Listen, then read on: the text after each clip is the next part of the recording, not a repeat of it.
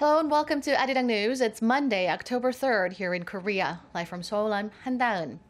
The leaders of Korea's three main political parties met this morning to celebrate the country's birth on National Foundation Day, or Gaecheonjeol, as it's called in Korean.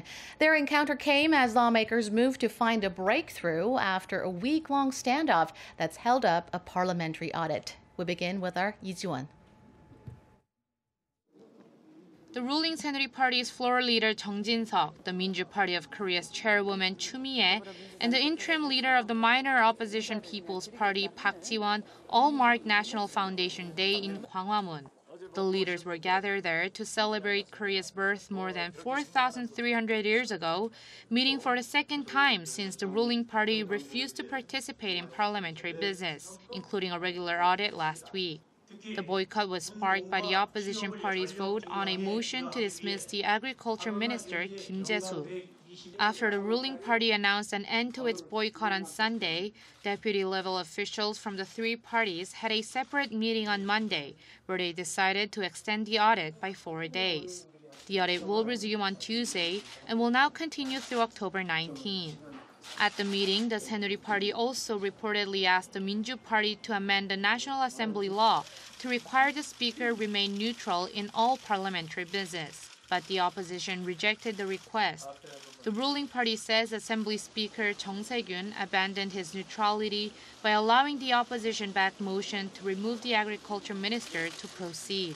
Chung, meanwhile, paid a visit to Saenuri Party chair Lee Jung-yeon, who was in the hospital after a week-long hunger strike demanding Chung's resignation. After the meeting, Chung left for Australia to attend a parliamentary leaders' conference organized by MICTA, an association of Mexico, Indonesia, Korea, Turkey, and Australia. Lee Ji-won, Arirang News. Experts in the United States are calling on the U.S. to engage in direct negotiations with North Korea to freeze its nuclear program. They suggest this could be the first step in a plan to eventually denuclearize the regime. Our Yoon Shin has more. Two American experts say the U.S. needs to engage in direct negotiations with North Korea. The president of the Woodrow Wilson International Center for Scholars, Jane Harmon, and the center's coordinator of the Hyundai Motor Korea Foundation Center for Korean History and Public Policy, James Person, made the suggestion in an op-ed that ran Friday in the Washington Post. They write that the strategy of using multilateral sanctions to force North Korea to give up its nuclear program has failed, and they proposed holding direct talks with Pyongyang to negotiate a freeze of all nuclear and long-range missile tests instead.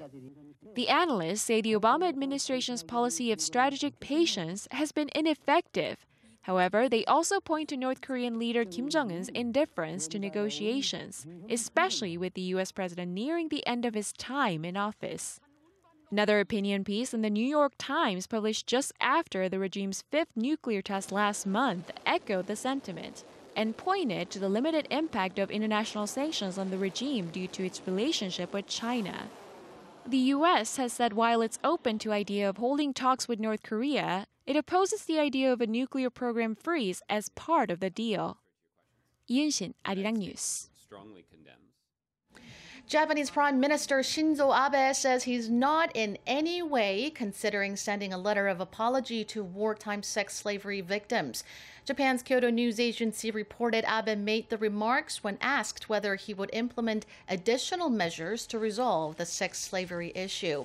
Instead, Abe reportedly said that Seoul and Tokyo must fully implement the landmark deal struck in December of last year and made clear that the idea of an apology letter was not included in the agreement. Last month, civic groups in both Japan and Korea demanded the Japanese Prime Minister send a letter of apology to the victims. A peace deal between the Colombian president and FARC rebels was narrowly voted down on Sunday, dashing the hopes of ending the 52-year war and casting a cloud of uncertainty over Colombia's future. Lee Min-young has this report. Colombians have voted narrowly against a peace treaty with FARC rebels, putting a peace process aimed at ending the more than half-a-century conflict at risk of falling apart. The campaign against the deal won by a tiny margin of 50.25 to 49.75%. It's a surprising outcome as polls had predicted an easy win for the yes camp. We thought the yes vote was going to win. We had hoped Colombia was going to understand there was a historic chance to end the war. It doesn't make sense to have 6 million people displaced and 500,000 people killed over the last 52 years. The deal to end Colombia's half-century war was painstakingly negotiated in Cuba for over the past 4 years. The result is a huge blow to President Juan Manuel Santos, who had persistently advocated for the accord. The opposing camp, led by a former President Alvaro Uribe, claimed the government was being too soft on the rebels by allowing them to re-enter society without serving jail sentences for their past crimes. The accord would also have allowed the rebels to participate in political activities, including forming a political party and receiving free seats in Congress. The FARC guerrillas had financed the conflict through illegal drug trade. Their involvement in a series of criminal activities, including kidnapping and extortion, has made them a source of terror among Colombians for decades. However, the guerrilla group has seen its numbers cut in half due to a U.S.-backed military offensive, and they had finally agreed to peace talks. The result of the referendum throws a shroud of uncertainty over both the likelihood of peace and Colombia's future. Lee Min-young, Arirang News. Thank you for watching. Get more news from Business Daily coming up next.